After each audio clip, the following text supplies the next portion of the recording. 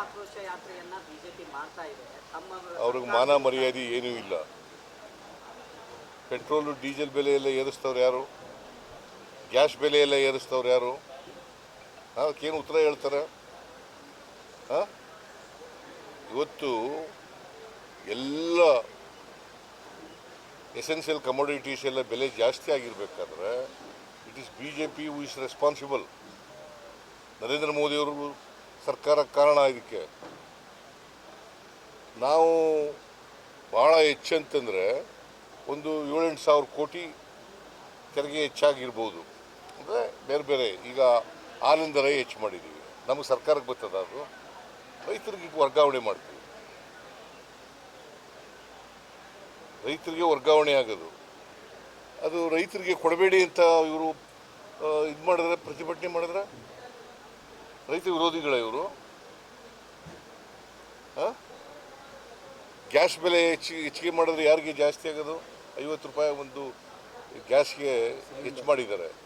ಯಾಕೆ ಮಾಡಿದ್ರು? Crude oil ಬೆಲೆ ಏನಾಗಿದೆ ಈಗ? ಏನಾಗಿದೆ ರೀ ಗೊತ್ತಾ ನಿಮಗೆ? ಕ್ರೂಡ್ ಆಯಿಲ್ ಬೆಲೆಗೂ ಪೆಟ್ರೋಲ್ ಡೀಸೆಲ್ ಬೆಲೆಗೂ ಹೆಚ್ಚು ಮಾಡೋದಕ್ಕೆ ಸಂಬಂಧ ಇದೆ. ಕ್ರೂಡ್ ಆಯಿಲ್ ಬೆಲೆ ಮನಮೋಹನ್ ಸಿಂಗ್ ಅವರು ಇದ್ದ ಕಾಲದಲ್ಲಿ $120 ಒಂದು ಬ್ಯಾರೆಲ್ಗಿತ್ತು. ಈಗ ಎಷ್ಟಾಗಿದೆ ಗೊತ್ತಾ?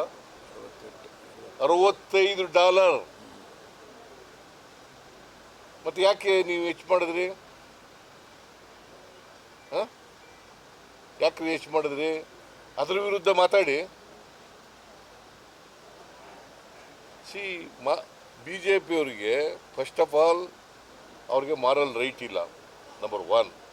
ನಂಬರ್ 2, ಬೆಲೆ ಏರಿಕೆ ಆಗಿರೋದು ಅವ್ರ ಕಾಲದಲ್ಲೇ. ಕೇಂದ್ರ ಸರ್ಕಾರದ ತಪ್ಪು ನೀತಿಯಿಂದಾಗಿ ಬೆಲೆ ಏರಿಕೆ ಜಾಸ್ತಿ ಆಗಿದೆ. ಅವರು ಪೆಟ್ರೋಲ್ ಡೀಸೆಲ್ ಬೆಲೆ ಇವತ್ತು ಎಷ್ಟು? ಒಂದು ಗ್ಯಾಸ್ ಉಪಯೋಗಿಸ್ತೀಯಾ? ಎಷ್ಟು ಒಂದು ಗ್ಯಾಸ್ ಬೆಲೆ ಎಷ್ಟೀಗ? ಹೌದು, ಮನಮೋಹನ್ ಸಿಂಗ್ ಅವರು ಇದ್ದಾಗ ಎಷ್ಟಿತ್ತು? 400 ರೂಪಾಯಿ ಇತ್ತು. ಈಗ ಎಷ್ಟಾಗಿದೆ? ಆಯ್ತಪ್ಪ, 10 ವರ್ಷ ಆಗಲಿ. ಅವತ್ತು ಎಷ್ಟಿತ್ತು ಬೆಲೆ? ಕ್ರೂಡ್ ಆಯಿಲ್ ಬೆಲೆ ನಾವು ಸಬ್ಸಿಡಿ ಕೊಡ್ತಾ ಇದ್ದು. ಇವ್ರು ಏನು ಮಾಡಿದ್ರು? ಸಬ್ಸಿಡಿ ತೆಗೆದಾಕ್ಬಿಟ್ರಲ್ಲ. ಯಾಕೆ ನೀನು ಕೇಳೋದೇ ಇಲ್ಲ ಇವನ್ನೆಲ್ಲ? ಆರ್ಥಿಕ ದಿವಾಳಿ ಆಗಿದೆ, ವೇತನ ಕೊಡ್ಲಿಕ್ಕೂ ಸಹ ಸರ್ಕಾರದಲ್ಲಿ ದುಡ್ಡಿಲ್ಲ. ಯಾರು ಹೇಳಿದ್ದು? ಯಾವ್ದಾದ್ರು ಸಂಬಳ ನಿಂತೋಗಿದ್ಯಾ? ಪೆನ್ಷನ್ ನಿಂತೋಗಿದ್ಯಾ? ಸೋಷಿಯಲ್ ಸೆಕ್ಯೂರಿಟಿ ಪೆನ್ಷನ್ಗಳು ನಿಂತೋಗಿದಾವ? BJP ಅವ್ರ ಕಾಲದಲ್ಲಿ ದುಡ್ಡಿಲ್ದವರು ಕೂಡ ಕೆಲಸ ಎಲ್ಲ ಅಪ್ರೂವಲ್ ಮಾಡಿಬಿಟ್ಟು ಟೆಂಡರ್ ಕರೆದ್ಬಿಟ್ಟು ದುಡ್ಡು ಹೊಡೆದ್ಬಿಟ್ಟು ಹೊಟ್ಟೋದ್ರು. ಈಗ ಅವರು ನಮಗೆ ಪಾಠ ಹೇಳ್ಕೊಡಕ್ಕೆ ಬರ್ತಾ ಇದ್ದಾರೆ. ಇವತ್ತೇನಾದರೂ ಆರ್ಥಿಕವಾಗಿ ಕರ್ನಾಟಕ ರಾಜ್ಯ ದಿವಾಳಿ ಆಗಿದ್ರೆ it is BJP which is responsible. Jagadish Shettar ಇರುವಾಗಲೇ ಹಾಳಾದ್ದು ಎಲ್ಲ. ಬಸವರಾಜ ಬೊಮ್ಮಾಯಿ, ಯಡಿಯೂರಪ್ಪ, ಜಗದೀಶ್ ಶೆಟ್ಟರ್ ಇರುವಾಗಲೇ ಎಲ್ಲ ಹಾಳಾಗಿರೋದು. ಕರ್ನಾಟಕದಲ್ಲಿ ಈಗ ನಾವು 4,09,549 ಕೋಟಿ ರೂಪಾಯಿ ಬಜೆಟ್ ಮಂಡಿಸಿದೆ. ಹಿಂದಿನ ವರ್ಷ ಎಷ್ಟು ಮಂಡಿಸಿದೆ? 3,71,000 ಕೋಟಿ ಬಜೆಟ್ ಮಂಡಿಸಿದೆ. ಅಂದರೆ ಸುಮಾರು ಎಷ್ಟು ಜಾಸ್ತಿ ಆಯಿತು? 38,000 ಕೋಟಿ ಜಾಸ್ತಿ ಆಯಿತು. ಆರ್ಥಿಕವಾಗಿ ದಿವಾಳಿ ಆಗ್ಬಿಟ್ಟಿದ್ರೆ ಹೆಚ್ಚಾಯ್ತಿತ್ತ? ಯಾರು ಸಾಲ ಮಾಡಿದ್ದೀವಿ? ಅವ್ರು ನರೇಂದ್ರ ಮೋದಿ ಅವರು ಎಷ್ಟು ಸಾಲ ಮಾಡಿದ್ದಾರೆ ಗೊತ್ತಾ ನಿನಗೆ? ನರೇಂದ್ರ ಮೋದಿ ಅವರು ಬಂದಾಗ ಎಷ್ಟು ಸಾಲ ಇತ್ತು ಅಂತ ದೇಶದ ಮೇಲೆ? 53,11,000 ಕೋಟಿ. 10 ವರ್ಷದಲ್ಲಿ ಎಷ್ಟಾಯಿತು ಗೊತ್ತಾ? 200 ಲಕ್ಷ ಕೋಟಿ. ಸ್ವಾತಂತ್ರ್ಯ ಬಂತವಿಂದ 53,11,000 ಕೋಟಿ. ಇವ್ರು ಬಂದ ಮೇಲೆ 200 ಲಕ್ಷ ಕೋಟಿ. 4 ಪಟ್ಟು ಜಾಸ್ತಿ ಆಯಿತು. ಯಾರು ಅದಕ್ಕೆ ಕಾರಣ? ದೇಶದ ಮೇಲೆ ಸಾಲ ಜಾಸ್ತಿ ಆಗ್ಬೇಕಾದ್ರೆ ಯಾರ ಕಾರಣ? ನರೇಂದ್ರ ಮೋದಿಜಿ. ನೀವು ಅದನ್ನು ಹೇಳೋದೇ ಇಲ್ಲ, ನಿಮಗೆ ಗೊತ್ತೂ ಇಲ್ಲ ಪಾಪ, ಹೇಳಕ್ಕೂ ಹೋಗಲ್ಲ.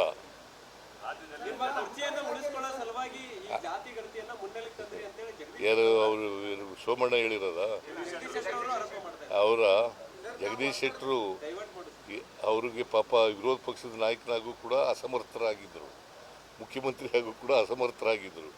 ಇಲ್ಲಿ ನಮ್ಮ ಪಾರ್ಟಿ ಬಂದು ಏನೇನು ಹೇಳಿದ್ದಾರೆ ಹೇಳಲ್ಲ, ನಾನೆಲ್ಲ ಹಾಂ BJP ಮೇಲೆ ಹೇಳಲ್ಲ, ಅವೆಲ್ಲ ಹೇಳೋದು ಬೇಡ. ನಮ್ಮ ಪಾರ್ಟಿ ಬಂದ್ಬಿಟ್ಟಿದ್ರು ಟಿಕೆಟ್ ಕೊಡಲಿಲ್ಲ ಅಂತ ಅಸೆಂಬ್ಲಿನಲ್ಲಿ. ನಮ್ಮ ಪಾರ್ಟಿ ಬಂದಿದ್ರು, ಇಲ್ಲಿ MLC ಮಾಡಿ ಮಜಾ ಮಾಡಿ ಅಲ್ಲಿ ಹೋದ್ರು.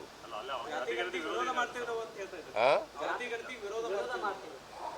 ಈಗ ನೋಡ್ರಿ, ಜಾತಿ ಗಣತಿ ನಮ್ಮ ಪಕ್ಷದ ಪ್ರಣಾಳಿಕೆಯಲ್ಲಿ ಹೇಳಿದ್ದೀವಿ, ಜಾತಿ ಗಣತಿ ಆಗಲೇಬೇಕು. ಈಗ ಜಾತಿ ಗಣತಿ ಆಗದೆ ಹೋದರೆ ನಿಮ್ಮ ಮನೆ ಕುಟುಂಬ ಇದೆ ಅಂತ ನಿಮ್ಮ ಕುಟುಂಬದಲ್ಲಿ ಆರ್ಥಿಕವಾಗಿ, ಸಾಮಾಜಿಕವಾಗಿ, ರಾಜಕೀಯವಾಗಿ ಏನಾಗಿದೆ ಅಂತ ಗೊತ್ತಾಗಬೇಕು ಬೇಡ? ಹಾಂ 31ರಲ್ಲಿ 1931ರಲ್ಲಿ ಜಾತಿ ಗಣತಿ ಅಲ್ಲ, 1831ರಲ್ಲಿ 1931ರಲ್ಲಿ ಜಾತಿ ಗಣತಿ ನಿಂತೋಯ್ತು. ಸ್ವಾತಂತ್ರ್ಯ ಬಂದ ಮೇಲೆ ಆಗಲಿಲ್ಲ. ಕೋರ್ಟ್ನಲ್ಲಿ, ಹೈಕೋರ್ಟ್ನಲ್ಲಿ, ಸುಪ್ರೀಂ ಕೋರ್ಟ್ನಲ್ಲಿ ನಿಮ್ಮ ಹತ್ರ ಏನಿದೆ ದಾಖಲಾತಿ, ಎಂಪೆರಿಕಲ್ ಡಾಟಾ ಇರಲಿಕ್ಕೆ ಏನಿದೆ ಅಂತ ಕೇಳ್ತಾ ಇದ್ರು. ಅನೇಕ ಹೈಕೋರ್ಟ್ಗಳಲ್ಲಿ, ಅನೇಕ ಸುಪ್ರೀಂ ಕೋರ್ಟ್ನಲ್ಲಿ ಕೇಳ್ತಾ ಇದ್ರು. ಮಂಡಲ್ ಕಮಿಷನ್ ವರದಿನಲ್ಲೂ ಕೇಳಿದ್ರು ಕೂಡ.